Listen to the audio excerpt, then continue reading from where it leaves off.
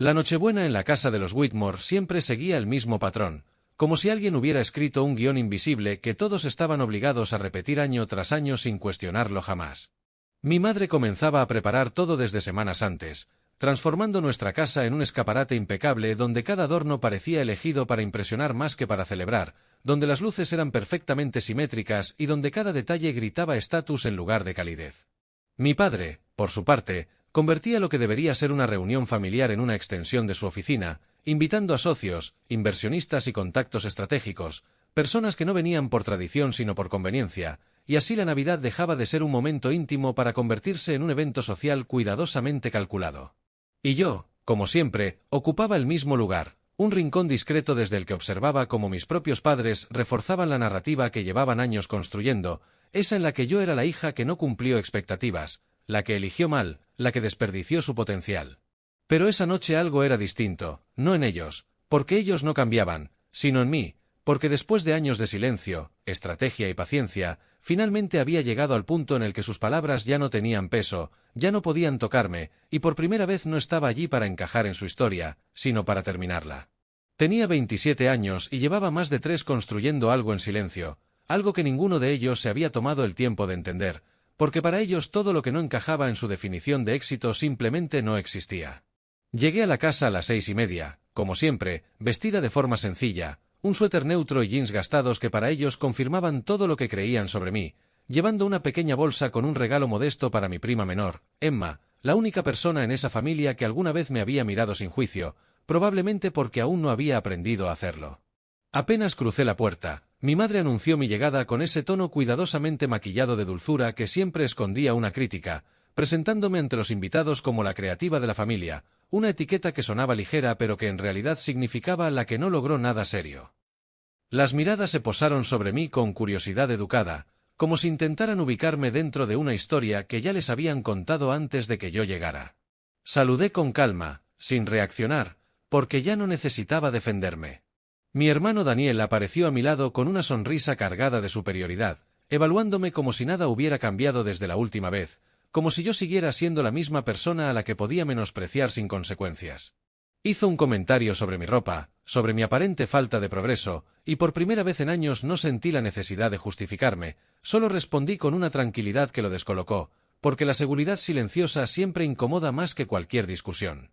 Emma llegó corriendo, emocionada, preguntando por mis creaciones, por las cosas que yo hacía y que el resto ignoraba, y cuando le entregué su regalo, algo simple pero hecho con precisión y dedicación, su reacción fue lo único auténtico en toda la sala.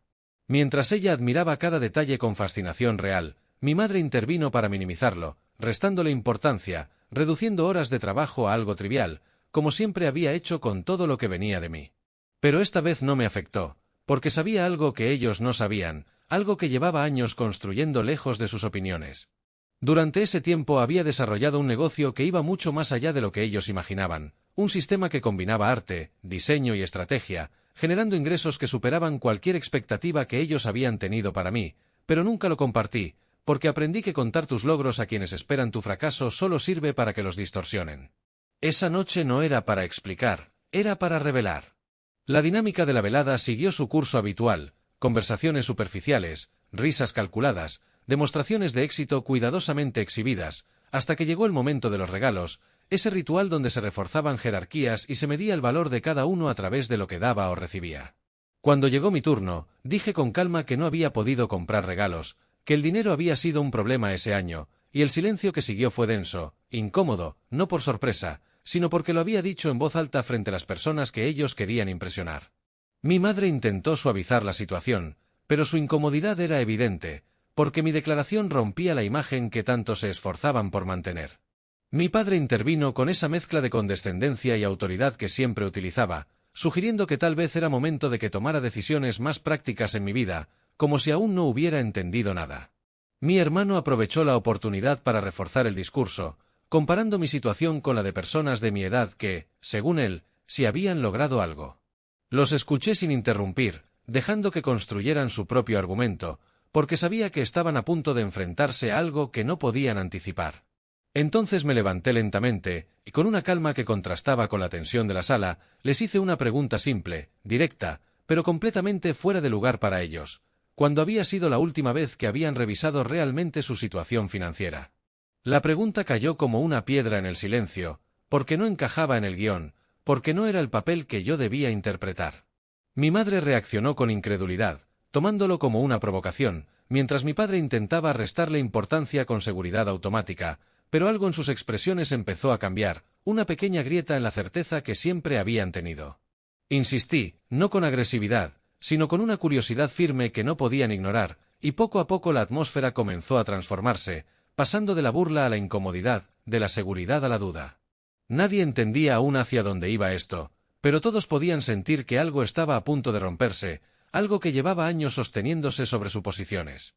Y yo, por primera vez, no estaba reaccionando a su narrativa, estaba controlando el momento, guiando la conversación hacia un punto del que no podrían escapar. Mi madre soltó una risa breve, forzada, de esas que utilizaba cuando algo le parecía absurdo pero no quería perder la compostura frente a los demás, y con un gesto casi teatral sacó su teléfono como si estuviera a punto de demostrarme lo equivocada que estaba.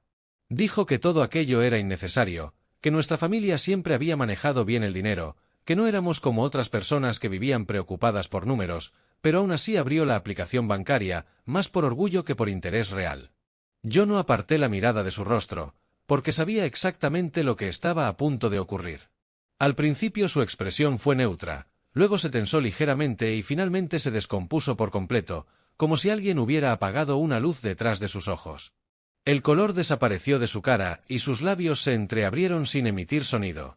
Sus dedos se quedaron congelados sobre la pantalla. Mi padre, notando el cambio, se acercó con impaciencia y le arrebató el teléfono, convencido de que se trataba de un error técnico o de una confusión momentánea. Pero bastaron unos segundos para que su seguridad se desmoronara también. Lo vi en su postura, en la forma en que su espalda se tensó, en cómo sus cejas se fruncieron al intentar procesar lo que veía. Empezaron a hablar entre ellos en voz baja, mencionando cuentas, pagos, transferencias que ninguno recordaba haber hecho, responsabilidades que cada uno creía que el otro estaba cubriendo. La confusión dio paso a la preocupación y la preocupación a un miedo evidente que ya no podían ocultar frente a sus invitados.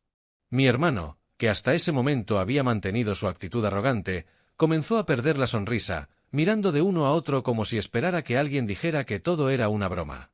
Pero no lo era. Le sugerí con calma que revisaran también las tarjetas de crédito, y cuando mi madre lo hizo, el número que apareció en la pantalla provocó un silencio aún más profundo que el anterior. Ya no era incomodidad social, era algo más crudo, más real, una sensación colectiva de que algo estaba gravemente mal. Empezaron a surgir preguntas más concretas, más urgentes, sobre pagos pendientes, sobre hipotecas, sobre gastos recientes que no cuadraban con los ingresos que creían tener. Mi padre mencionó la casa de descanso, mi madre el coche nuevo, ambos convencidos de que esos compromisos estaban cubiertos, hasta que se dieron cuenta de que ninguno de los dos había verificado realmente nada en meses. La ilusión de control financiero en la que habían vivido comenzó a desmoronarse frente a todos. Yo permanecí en silencio, observando, dejando que llegaran por sí mismos a las conclusiones que durante tanto tiempo habían evitado. Finalmente, cuando la tensión alcanzó un punto en el que nadie podía ignorarla, hablé de nuevo, explicando con una claridad que contrastaba con su confusión que el problema no era reciente, que llevaban tiempo gastando más de lo que generaban, confiando en una estabilidad que en realidad no existía. Mi padre intentó resistirse a la idea, aferrándose a la creencia de que su negocio había tenido su mejor año, que los ingresos justificaban el estilo de vida, pero incluso mientras lo decía, su voz carecía de la convicción que solía tener. Le pregunté cuándo había sido la última vez que había revisado los informes detallados de la empresa, no los resúmenes que recibía, sino los datos reales. No supo responder de inmediato, y ese silencio fue más revelador que cualquier cifra. Mencionó a su contador, alguien en quien había confiado durante años sin cuestionar, alguien que manejaba las finanzas con total autonomía. Entonces le sugerí que lo llamara. La llamada fue corta, demasiado corta, porque no hubo respuesta. Intentó nuevamente, luego a la oficina, hasta que finalmente alguien le informó que esa persona llevaba semanas sin presentarse, que había vaciado su espacio de trabajo sin dar explicaciones. Recuerdo perfectamente el momento en que mi padre bajó el teléfono, la forma en que su mirada se volvió distante, como si de repente todo encajara de la peor manera posible. No necesitó decirlo en voz alta para que todos entendieran lo que estaba ocurriendo. El dinero no estaba donde debía estar. La estabilidad en la que habían confiado no era real. Y la seguridad con la que me habían juzgado durante años se transformó en incertidumbre en cuestión de minutos. Los invitados ya no intentaban disimular su atención, porque lo que estaba sucediendo superaba cualquier incomodidad social. Era el colapso visible de una imagen cuidadosamente construida. Mi madre se aferraba al teléfono como si pudiera revertir los números con solo mirarlos, mientras mi hermano permanecía inmóvil, incapaz de procesar lo que significaba perder la base que siempre había dado por sentada. Fue entonces cuando decidí avanzar un paso más. Les expliqué que no todo estaba perdido, que la situación era grave pero no irreversible, y eso hizo que todos volvieran a mirarme, esta vez no con condescendencia, sino con una mezcla de confusión y expectativa. Mi padre, agotado, dijo que no era momento para optimismo, que estaban al borde de perderlo todo, pero lo corregí con firmeza, aclarando que ellos no podrían sostener esa vida por sí mismos, pero que eso no significaba que todo se derrumbaría. Esa diferencia fue clave, porque marcaba una nueva realidad en la que yo ya no era la observadora pasiva de sus decisiones, sino una pieza central en lo que vendría después. Noté cómo esa idea comenzaba a asentarse lentamente en sus mentes, desplazando la narrativa anterior y dejando espacio para una pregunta que ninguno había considerado antes: ¿quién era realmente la persona que tenían delante? El ambiente había cambiado por completo, y aunque aún no entendían la magnitud de lo que estaba por revelar, ya no podían volver atrás. La noche había dejado de ser una celebración superficial para convertirse en un punto de quiebre, y todos en esa sala podían sentirlo, incluso si todavía no sabían exactamente por qué.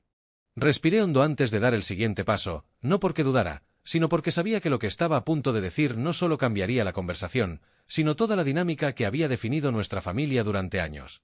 Saqué mi teléfono con calma y, sin dramatismo, mencioné cifras concretas, números que no dejaban espacio para interpretaciones ni excusas.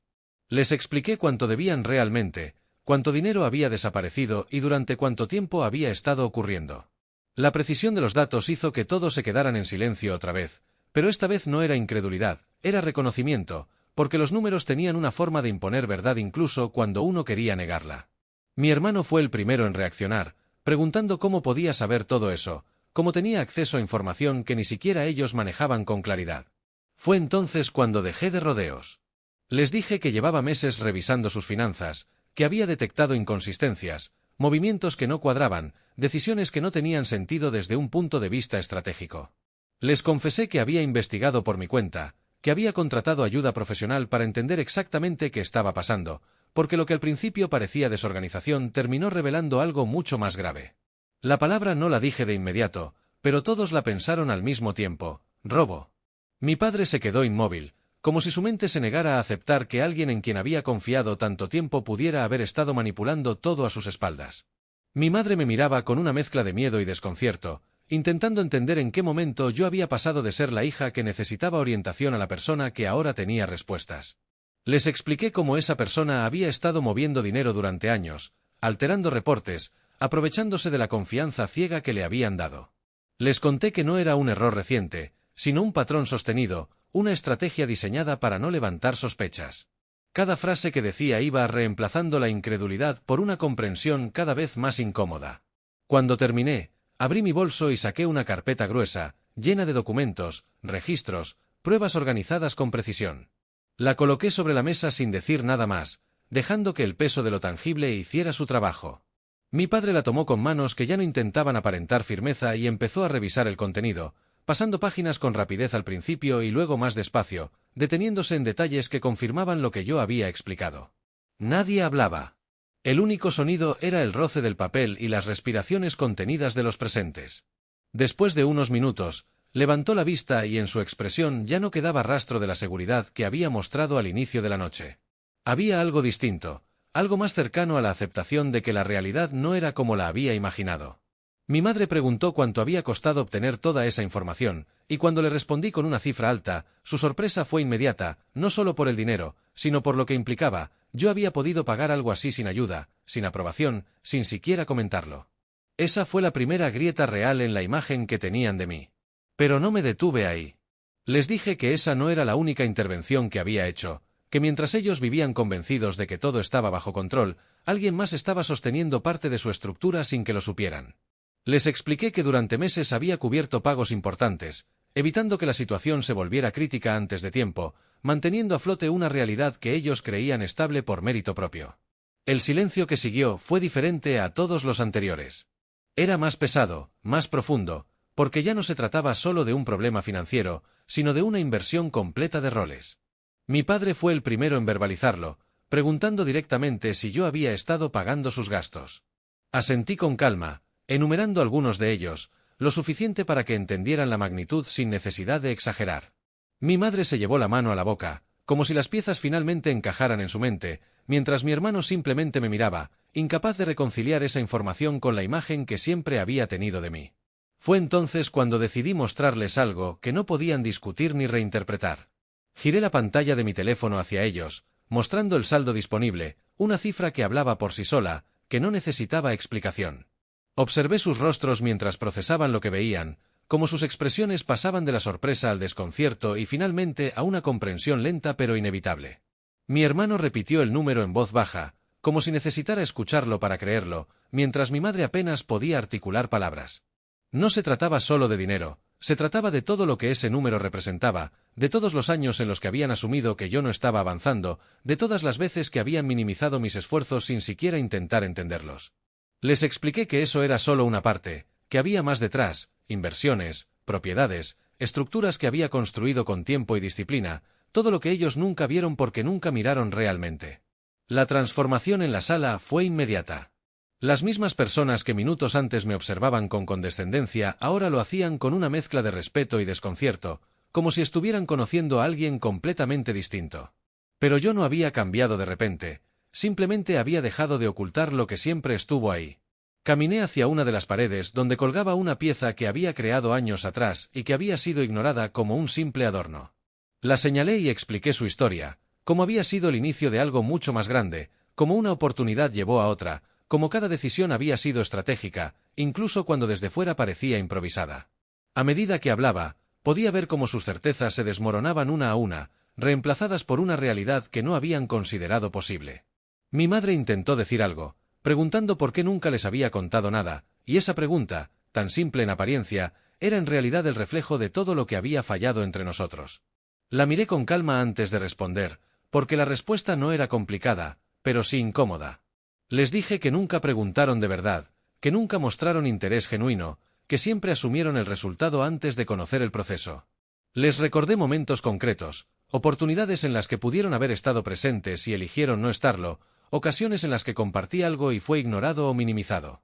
Cada ejemplo no era un reproche impulsivo, sino un reflejo claro de una dinámica que ellos mismos habían construido. Nadie me interrumpió, porque no había forma de contradecir algo que habían vivido aunque nunca lo hubieran reconocido. Cuando terminé, el silencio volvió, pero esta vez no era incómodo, era necesario, porque todos estaban procesando una verdad que ya no podían evitar. La tensión en la sala ya no era solo emocional, era estructural, como si todo lo que sostenía nuestra dinámica familiar hubiera sido desmontado pieza por pieza frente a todos. Mi madre intentó recomponerse, pero su voz ya no tenía la seguridad de antes cuando preguntó por qué había guardado todo en silencio durante tanto tiempo, como si aún esperara una respuesta que suavizara lo ocurrido. La miré sin dureza, pero sin retroceder, porque ese era el momento en el que la verdad debía sostenerse sin adornos. Le expliqué que compartir logros con personas que ya han decidido quién eres no cambia su percepción, solo les da material para reinterpretarlo a su favor, minimizarlo o ignorarlo. Durante años había intentado incluirlos, había buscado validación, había esperado interés, pero cada intento había sido recibido con indiferencia o con críticas disfrazadas de consejos. Con el tiempo entendí que no se trataba de lo que hacía, sino de lo que ellos necesitaban creer sobre mí para sostener su propia narrativa. Así que dejé de intentar convencerlos y me enfoqué en construir sin ruido, sin aprobación, sin depender de su reconocimiento. Esa decisión fue la que me permitió crecer sin interferencias. Mi padre escuchaba en silencio, con la mirada fija en la carpeta que aún tenía entre las manos, como si cada página representara no solo un problema financiero, sino también una serie de decisiones personales que ahora debía reconsiderar. Mi hermano, por primera vez, no tenía nada que decir, y esa ausencia de sarcasmo era más significativa que cualquier comentario que hubiera hecho antes. Entonces cambié el enfoque, porque no se trataba solo de exponer lo que había pasado, sino de decidir qué haríamos a partir de ese momento. Les dije que la situación era crítica, pero manejable, que había soluciones, pero que implicaban cambios reales, no solo financieros, sino personales. Mi padre levantó la vista y, con una honestidad que no le había escuchado en mucho tiempo, admitió que necesitaban ayuda, que no podían salir de eso solos. Esa frase marcó un punto de quiebre, porque implicaba reconocer que la persona a la que habían subestimado durante años era ahora la única que podía sostenerlos. Asentí, dejando claro que estaba dispuesta a intervenir, pero no bajo las mismas condiciones de siempre. No iba a ser un parche temporal ni una solución silenciosa. Si iba a involucrarme, sería con control, con estructura y con límites claros. Mi madre aceptó rápidamente, impulsada por la urgencia, pero mi padre dudó unos segundos, no por desconfianza, sino porque entendía que eso significaba ceder una posición que siempre había considerado suya. Finalmente asintió, y ese gesto fue más importante que cualquier palabra. Entonces establecí las condiciones. Primero, respeto real, no superficial ni condicionado, sino sostenido en el tiempo, reflejado en cómo hablaban y cómo actuaban. Segundo, transparencia total en las decisiones financieras, sin suposiciones, sin delegar responsabilidades sin supervisión. Tercero, cambios estructurales en el negocio familiar, incluyendo controles que evitaran que algo así volviera a ocurrir. Mi padre escuchó cada punto con atención, y aunque era evidente que no le resultaba fácil, aceptó que era necesario. Luego miré a mi hermano, porque él también formaba parte del problema y de la solución. Le dije que si quería beneficiarse de cualquier estabilidad futura, tendría que empezar a aportar, a trabajar de verdad, a entender el negocio desde la base en lugar de simplemente disfrutar de sus resultados. Su reacción fue distinta a la que habría tenido horas antes. Ya no había arrogancia, solo una mezcla de incomodidad y reconocimiento de que no estaba en posición de negociar. Preguntó qué implicaba exactamente y le respondí con claridad: aprender, demostrar, construir valor. No era un castigo, era una oportunidad, pero dependía de él tomarla o no. Nadie más intervino, porque todos entendían que esa conversación ya no era simbólica, era práctica, tenía consecuencias reales. El ambiente se había transformado por completo. Los invitados, que al inicio de la noche eran el público de una puesta en escena cuidadosamente controlada, ahora eran testigos de algo mucho más genuino y mucho más incómodo, una familia enfrentando la realidad sin filtros. Entonces saqué un sobre de mi bolso y se lo entregué a mi madre. Lo abrió con manos aún inestables y dentro encontró un cheque que la dejó sin palabras. No era solo la cantidad, era lo que representaba. Durante años habían asumido que yo no podía aportar, que dependía, que estaba en desventaja, y ese simple gesto desmontaba esa idea de forma definitiva. Le expliqué que podía haber participado en el intercambio de regalos como siempre, que tenía los recursos para hacerlo, pero que había decidido no hacerlo porque no quería seguir alimentando una dinámica basada en apariencias. El valor no estaba en el precio de los objetos, sino en lo que cada uno era capaz de construir. Mi madre comenzó a llorar, no de tristeza, sino de una mezcla de culpa y comprensión que había tardado demasiado en llegar. Mi padre bajó la mirada, asimilando no solo la situación financiera, sino también el peso de los años en los que no estuvo presente de la forma que debía. No pedí disculpas ni las ofrecí, porque en ese momento no eran necesarias. Lo importante era lo que venía después. Me senté de nuevo y les dije que, si estaban de acuerdo, empezaríamos a reorganizar todo desde cero, que revisaríamos cada aspecto, cada gasto, cada ingreso, y que esta vez no habría espacio para suposiciones. Nadie discutió. Nadie cuestionó. Porque por primera vez, todos estaban en el mismo punto, entendiendo que la única forma de avanzar era aceptar lo que realmente estaba pasando. La conversación que siguió ya no tuvo nada que ver con la Navidad, ni con las apariencias, ni con mantener una imagen frente a los demás. Fue directa, práctica y necesaria. Extendí sobre la mesa una nueva forma de hacer las cosas, un sistema claro donde cada movimiento tendría seguimiento, donde cada decisión sería consciente y donde nadie podría esconderse detrás de la ignorancia o la comodidad. Empezamos a desglosar gastos, compromisos, deudas, activos reales, eliminando la ilusión en la que habían vivido durante tanto tiempo. Mi padre participó más de lo que esperaba, haciendo preguntas, escuchando, tomando notas como si volviera a aprender algo que había dejado de practicar hacía años. Mi madre, aún afectada, se mantuvo atenta, absorbiendo cada detalle con una seriedad que nunca le había visto en temas financieros. Mi hermano, aunque más callado, también estaba presente de una forma distinta, ya no como espectador privilegiado, sino como alguien que empezaba a entender que su futuro dependía de lo que hiciera a partir de ese momento. Los invitados, poco a poco, comenzaron a retirarse, algunos con excusas educadas, otros simplemente en silencio, conscientes de que habían presenciado algo que iba mucho más allá de una reunión social. Cuando finalmente quedamos solos, el ambiente cambió otra vez, pero esta vez no hacia la tensión, sino hacia algo más honesto, más real. No era una reconciliación completa, no era un final perfecto, pero sí era el inicio de algo diferente. Por primera vez en mucho tiempo, nadie estaba actuando. Nadie estaba intentando sostener una versión conveniente de la realidad. Estábamos simplemente ahí, enfrentando lo que éramos y lo que podíamos llegar a ser. Terminamos de trazar un plan básico, suficiente para estabilizar la situación inmediata y sentar las bases de lo que vendría después. No prometí soluciones milagro ni resultados rápidos, porque sabía que lo que realmente necesitaban no era solo dinero, sino disciplina, claridad y responsabilidad. Antes de irme, recogí mis cosas con calma, sintiendo una ligereza que no tenía cuando llegué. No porque hubiera ganado algo, sino porque finalmente había dejado de cargar con una imagen que no me correspondía. Mi madre se acercó primero, con una expresión distinta, sin orgullo, sin filtros, y me dijo que estaba orgullosa de mí, no por lo que tenía, sino por lo que había sido capaz de construir sin ayuda. Esa diferencia lo cambió todo. Mi padre se acercó después, más reservado, pero igual de sincero, reconociendo que había subestimado algo que nunca se tomó el tiempo de entender. No respondí con discursos largos, solo asentí, porque algunas cosas no necesitan más palabras cuando llegan tarde pero llegan bien. Mi hermano no dijo mucho, pero su silencio ya no era arrogante, era reflexivo, y eso era un cambio que valía más que cualquier promesa. Antes de salir, Emma corrió hacia mí y me abrazó con una emoción que no necesitaba explicación, preguntándome si algún día podía aprender a hacer lo que yo hacía, y le respondí que sí, que cualquiera podía aprender si realmente quería, porque al final nunca se trató de talento puro, sino de constancia, de visión y de no rendirse cuando nadie más cree en ti. Al salir de la casa, el aire frío me golpeó el rostro, pero no se sentía incómodo, se sentía claro. Caminé hacia mi coche sabiendo que algo había cambiado de forma definitiva, no solo en mi familia, sino en mí.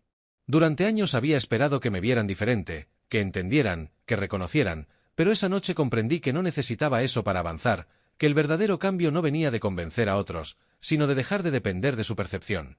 A veces, el momento más importante no es cuando demuestras cuánto has logrado, sino cuando decides dejar de explicarte. Porque la verdad no necesita aprobación, solo necesita ser mostrada en el momento correcto. Y esa noche, finalmente, todo quedó claro. ¿Te han subestimado alguna vez y luego tuviste que demostrar quién eras realmente? ¿Qué habrías hecho tú en ese momento? Si esta historia te hizo pensar en alguien o en tu propia vida, comenta yo también y suscríbete, porque aquí vas a aprender a convertir lo que otros ven como debilidad en tu mayor ventaja.